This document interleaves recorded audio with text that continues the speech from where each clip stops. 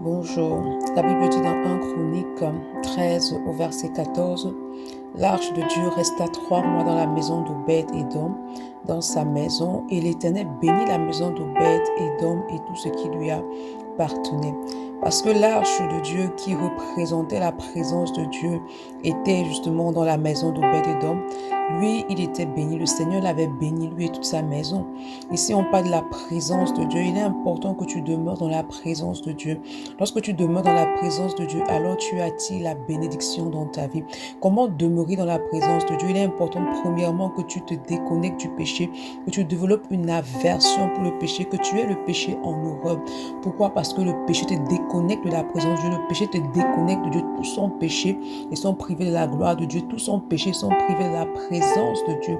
Donc, il est important que tu veilles à ta vie de consécration et de sanctification.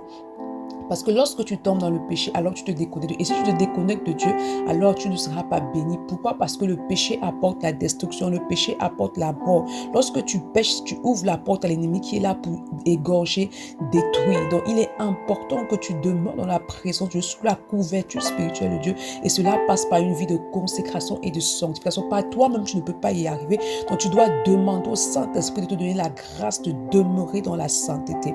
Bonne journée. Shalom.